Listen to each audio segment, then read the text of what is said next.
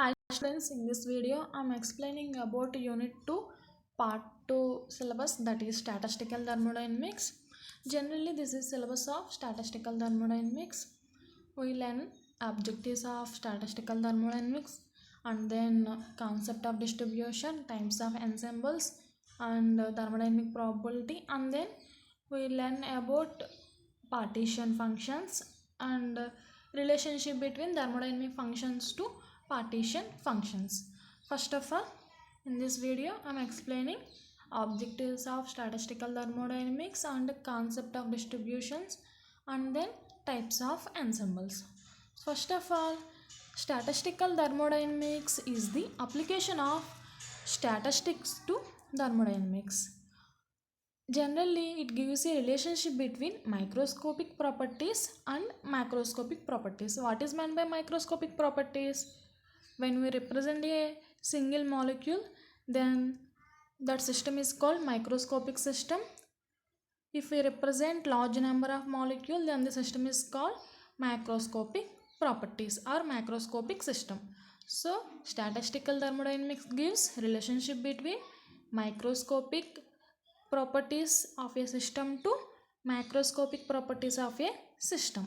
Okay, generally ఈ statistical thermodynamics గురించి మీరు నేర్చుకోవాలంటే కనుక ఫస్ట్ ఆఫ్ ఆల్ మీకు థర్మోడైనమిక్స్ గురించి తెలుసు కదమ్మా. దీన్ని ఏమని చెప్పొచ్చు అంటే ఒక బ్రిడ్జ్లా యాక్ట్ చేస్తుందని చెప్పొచ్చు. దేనికి అంటే క్వాంటమ్ మెకానిక్స్ మీరు నేర్చుకున్న జనరల్ కెమిస్ట్రీలో ఉన్న క్వాంటమ్ మెకానిక్స్కి, అలానే లాస్ట్ సెమ్లో నేర్చుకున్న థర్మోడైనమిక్స్కి ఈ స్టాటిస్టికల్ థర్మోడైనమిక్స్ అనేది ఒక బ్రిడ్జ్లో యాక్ట్ చేస్తుంది. అంటే ఎలా అంటే మీరు క్వాంటమ్ కెమిస్ట్రీ నుంచి ఏం సాల్వ్ చేస్తారు, ఏదైనా సిస్టమ్ యొక్క ఎనర్జీని సాల్వ్ చేస్తారు బై యూజింగ్ స్క్రోడింజర్ వేవ్ ఈక్వేషన్. అంటే డిఫరెంట్ సిస్టమ్స్కి ఎనర్జీని కాలిక్యులేట్ చేస్తున్నాం. ఆ ఎనర్జీ కూడా మనం ఏ పార్టికల్కి కాలిక్యులేట్ చేస్తున్నాం? Microscopic particles, that is electrons కానీ ప్రోటాన్స్ కానీ. అలా అవి విజిబుల్ కాదు కదా. సో మైక్రోస్కోపిక్ సిస్టమ్స్ అంటే మనకి విజిబుల్గా ఉండవు అవి. సో అటువంటి వాటికి మనం ఎనర్జీ కాలిక్యులేషన్స్ కానీ అలా డిఫరెంట్గా మనం ఏదైనా అప్లై చేస్తే దాన్ని క్వాంటమ్ కెమిస్ట్రీలో నేర్చుకుంటాం. అలా కాకుండా థర్మోడైనమిక్స్లో ఏం చెప్తాం? System consist of large number of molecules ఉంటే కనుక లార్జ్ నెంబర్ ఆఫ్ మాలిక్యూల్స్ ఉన్నప్పుడు దానికి ఎనర్జీ ఎలా కాలిక్యులేట్ చేయాలి, హీట్ ఎలా కాలిక్యులేట్ చేయాలి, ఎంథాల్పీ, ఎంట్రోపీ అవన్నీ ఎలా కాలిక్యులేట్ చేయాలి అనేది మనం థర్మోడైనమిక్స్లో నేర్చుకుంటాం. సో ఈ స్టాటిస్టికల్ థర్మోడైనమిక్స్లో ఏంటంటే హౌ దీస్ మాలిక్యూల్స్ మీన్స్ మనకి లార్జ్ మాలిక్యూల్స్ అని చెప్పుకున్నాం కదా థర్మోడైనమిక్స్లో నేర్చుకున్నవి. How these molecules distributed in various energy levels. మనకి energy levels, different energy levels exist అయి ఉంటాయి కదా. ఈ లార్జ్ నెంబర్ ఆఫ్ మాలిక్యూల్ తీసుకున్నప్పుడు డిఫరెంట్ ఎనర్జీ లెవెల్లో అది ఎలా డిస్ట్రిబ్యూట్ అయి ఉంది, డిస్ట్రిబ్యూషన్ అంటే తెలుసు కదా, అది ఎలా డిస్ట్రిబ్యూట్ అయి ఉందో ఆ ఇన్ఫర్మేషన్ ఇచ్చేది స్టాటిస్టికల్ థర్మోడైనమిక్స్. ఓకే, సో ఈ స్టాటిస్టికల్ థర్మోడైనమిక్స్లో మనం మెయిన్గా నేర్చుకున్నది ఏంటంటే distribution, probability and partition function. ఈ 3 కాన్సెప్ట్స్ నేర్చుకుంటాం. So first of all objectives of statistical thermodynamics అంటే ఇప్పటివరకు నేను చెప్పింది. ఈ స్టాటిస్టికల్ థర్మోడైనమిక్స్ వచ్చేసరికి మనకి applications of statistical mechanics to thermodynamics అని చెప్తాం. ఓకే, ఇక్కడ మనకి it provides A link between microscopic properties to bulk properties, I mean microscopic. Okay, this is about objectives of statistical thermodynamics. Next concept of distribution. ఈ concept of distribution నేర్చుకోవడానికి ముందు what is men by statistical equilibrium చూద్దాం. So ఈ statistical equilibrium అంటే ఏంటంటే ensemble in statistical equilibrium అని కూడా అంటాం దీన్ని. Statistical equilibrium is nothing but ensemble in statistical equilibrium. This is defined as a system of ensemble is said to be statistical equilibrium if it obeys 2 following conditions. ఏదైనా సిస్టమ్ని statistical ఈక్విలిబ్రియంని exhibit చేసింది అని చెప్పాలంటే అది 2 కండిషన్స్ని ఫాలో అవ్వాలి. ఆ conditions ఏంటంటే the probability of finding phase points. ఆ ఫేజ్ పాయింట్స్ని మనం మన కన్వీనియన్స్ కోసం యాటమ్స్ అని తీసుకోవచ్చు. Phase points in various regions of the phase means molecule. Okay, అంటే మాలిక్యూల్ తీసుకుంటే కనుక మాలిక్యూల్లో ఎగ్జిస్ట్ అయి ఉన్న యాటమ్స్ని మనం ఫేజ్ పాయింట్స్ అని చెప్తాం, ఓవరాల్ మాలిక్యూల్ని ఫేజ్ అని చెప్తాం. Okay, should be independent of time అని చెప్పాలి. అది first property, first condition. Second condition వచ్చేసరికి the average value for the properties of the system. Okay, ఇక్కడ సిస్టమ్ అంటే మనం యాటమ్ కింద తీసుకోవచ్చు. In the ensembles should be independent of time. ఈ 2 ప్రాపర్టీస్ని ఓవర్కమ్ చేస్తే ఏదైనా సిస్టమ్, ఆ సిస్టమ్ స్టాటిస్టికల్ ఈక్విలిబ్రియంని ఎగ్జిబిట్ చేస్తుంది అని చెప్తాం. ఓకే, దీన్ని సింపుల్గా పైన చెప్పిన 2 ప్రాపర్టీస్ని మనకి సింపుల్గా బై ది ఈక్వేషన్ ఇలా రిప్రజెంట్ చేస్తాం. ∂P/∂T at constant pressure and Q means ఇక్కడ హీట్ ఈక్వల్స్ టు 0 అని చెప్తాం. ఓకే, సో అక్కడ మనం పైన చెప్పుకున్న ఈక్వేషన్ జనరల్గా holds good for all the values of F, T, P, Q. Here F means fugacity, T means temperature, P means pressure, Q means heat. Okay, దీన్ని బట్టి మనం ఈ కండిషన్ని ఏదైనా సిస్టమ్ ఓవర్కమ్ చేస్తే ఎగ్జిబిట్ చేస్తే ఆ సిస్టమ్ స్టాటిస్టికల్ ఈక్విలిబ్రియంలో ఉందని చెప్తాం. Okay, next system ensemble assembly అంటే ఏంటో చూద్దాం. మనం ఆల్రెడీ ఇందాక సిలబస్లో చూసాం కదా టైప్స్ ఆఫ్ ఎన్సెంబుల్స్. సో ఈ టైప్స్ ఆఫ్ ఎన్సెంబుల్స్ చదవడానికి ముందు సిస్టమ్ అంటే ఏంటి, అసెంబ్లీ అంటే ఏంటో చూద్దాం. ఓకే, జనరల్గా సిస్టమ్ అంటే మీకు ఆల్రెడీ తెలిసిందే, థర్మోడైనమిక్స్లో చెప్తారు. నెక్స్ట్ ఇప్పుడు స్టాటిస్టికల్ థర్మోడైనమిక్స్లో కూడా నేర్చుకుంటారు. జనరల్గా సిస్టమ్ అంటే ఏంటంటే కలెక్షన్ ఆఫ్ పార్టికల్స్ని మనం సిస్టమ్ అని చెప్తాం. ఓకే, అంటే each particle is referred as a system. Okay, అది సిస్టమ్ డెఫినేషన్. అసెంబ్లీ అంటే ఏంటంటే collection of systems. Collection of particles వచ్చేసరికి సిస్టమ్, కలెక్షన్ ఆఫ్ సిస్టమ్స్ వచ్చేసరికి assembly. Ensemble means collection of assembly. Okay, collection of assembly is ensemble. అంటే మీరు ఒక వేలో ఒక సిరీస్లో ఉంటుంది ఇది. ఎలా అంటే system means collection of particles, assembly means collection of systems. అంటే సిస్టమ్ నుంచి పార్టికల్స్ నుంచి సిస్టమ్ వస్తుంది, సిస్టమ్ నుంచి అసెంబ్లీ వస్తుంది, అసెంబ్లీ నుంచి ఎన్సెంబుల్ వస్తుంది. ఓకే, ఎన్సెంబుల్ని ఇంకా ఎలా డిఫైన్ చేయొచ్చు అంటే collection of similar independent imagine assemblies. Okay, అంటే మీకు ఇప్పుడు అసెంబుల్స్లో డిఫరెంట్ టైప్స్ ఉంటాయని చెప్పుకున్నాం కదా సిలబస్లో.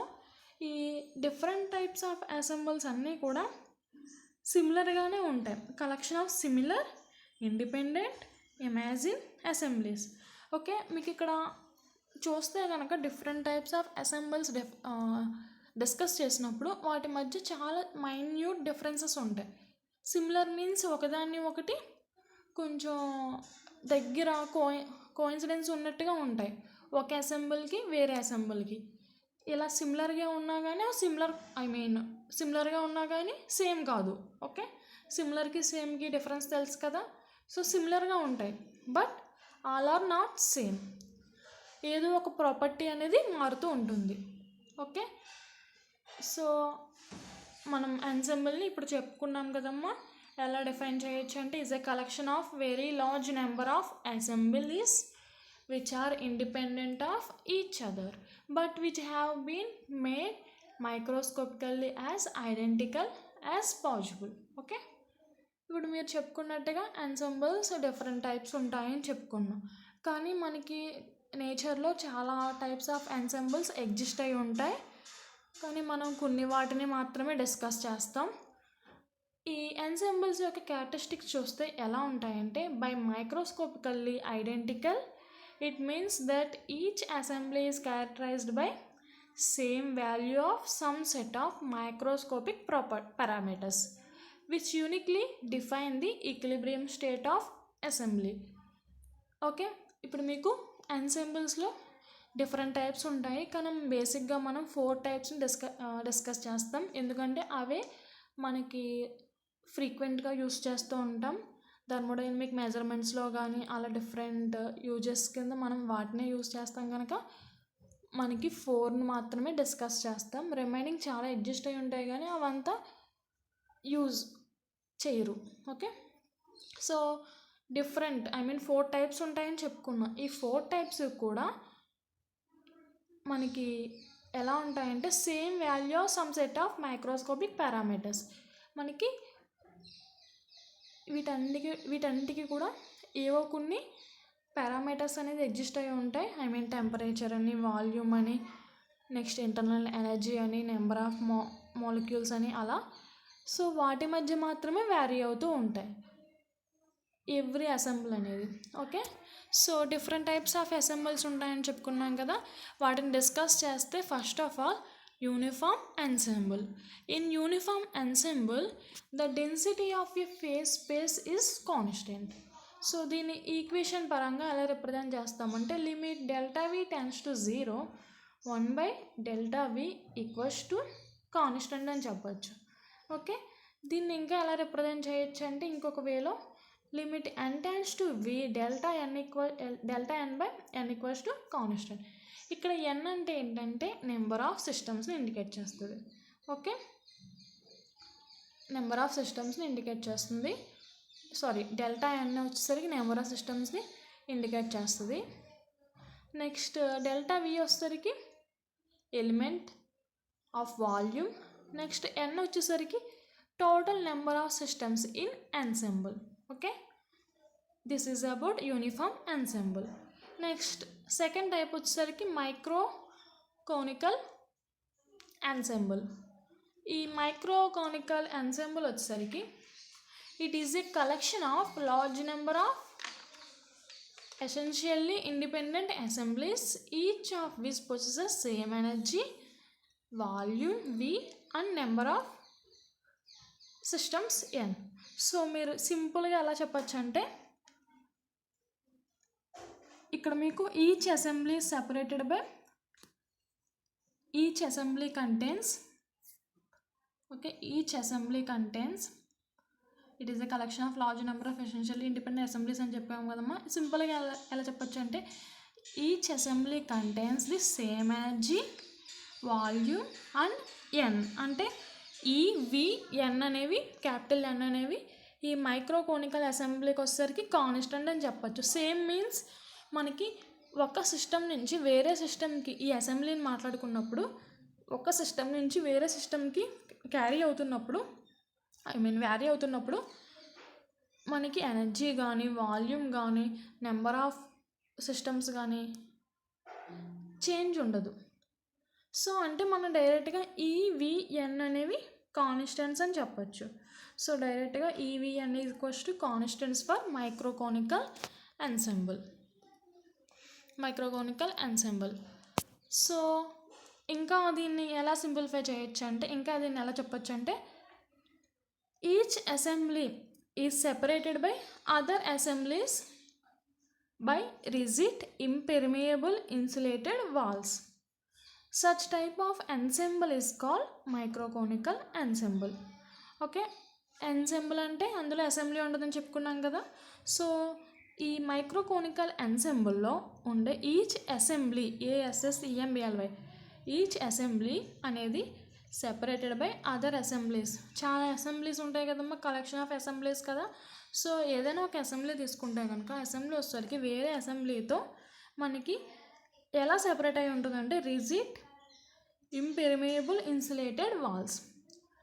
ఆ కండిషన్ ద్వారా మనం దాన్ని ఈజీగా మైక్రోకోనికల్ ensemble అని ఐడెంటిఫై చేయొచ్చు. ఓకే, జనరల్గా చూస్తే కనుక దీని పిక్చర్ ఎలా ఉంటుంది, ఎనర్జీ వాల్యూమ్ ఎన్ అనేవి సేమ్ కనుక ఇవి కాన్స్టెంట్. మీరు ఇదొక అసెంబ్లీ అలా డిఫరెంట్ టైప్స్ ఆఫ్ అసెంబ్లీస్ ఉన్నాయి. ఇదంతా కలిపి మనం ensemble అని చెప్తాం. సో ఇక్కడ ఎనర్జీ వాల్యూమ్ ఎన్ యూస్ చేయడం వల్ల మైక్రోకోనికల్ ensemble అని చెప్తాం దీన్ని. సో ఈ ensembleలో ఈచ్ అసెంబ్లీ మీరు ఈ అసెంబ్లీ తీసుకున్నా so each assembly is separated with other assembly by rigid impermeable insulated wall. Okay, insulated walls అంటే తెలుసు కదమ్మా, హీట్ ట్రాన్స్ఫర్ కానీ ఏమీ జరగదు.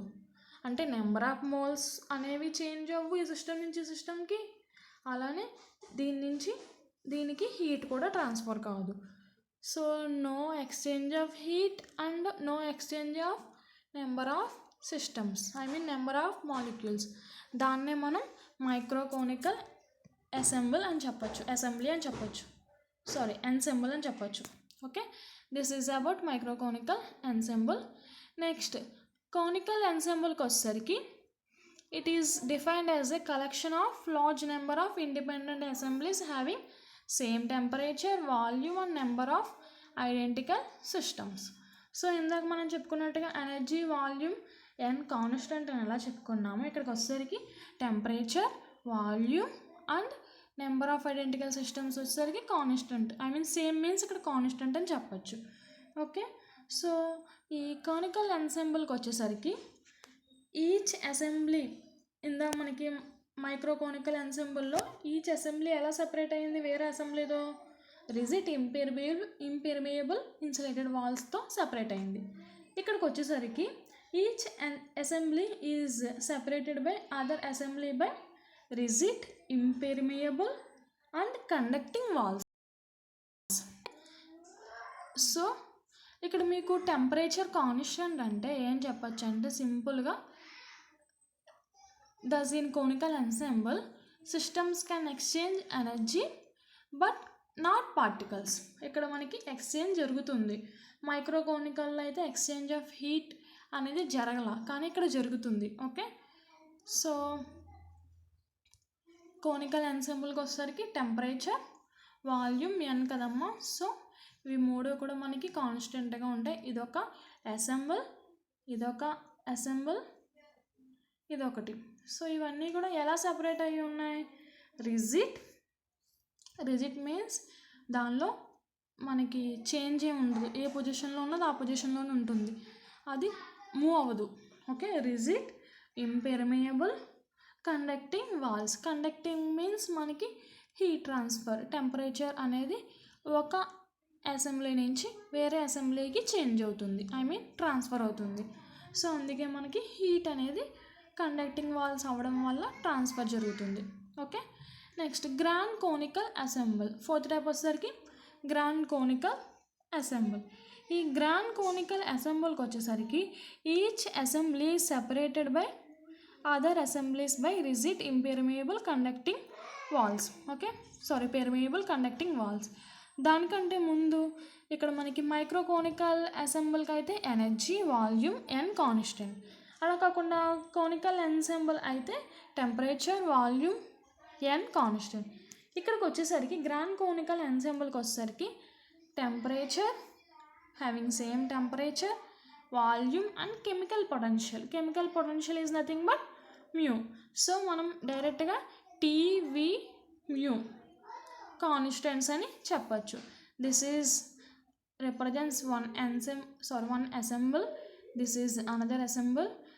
ఇంకా ఏం చెప్పచ్చు అంటే each assembly separated by other assemblies by rigid, permeable, conducting walls. Okay, rigid, permeable, conducting walls. So మనకి మేజర్ డిఫరెన్స్ వచ్చేసరికి ఒక దాంట్లో ఎనర్జీ, వాల్యూమ్, ఎన్ తీసుకుంటాం. వేరే కోనికల్ ఎన్సెంబుల్లో అయితే టెంపరేచర్, వాల్యూమ్, ఎన్ తీసుకుంటాం. ఈ గ్రాండ్ కోనికల్కి వచ్చేసరికి temperature, volume, chemical potential is treated as a constants. Okay, this is about grand conical ensemble. Next, I'm going to explain the uses of ensemble. Okay, జనరల్గా మనకి infinite number of ensembles ఉన్నాయని చెప్పుకున్నాం కదమ్మా.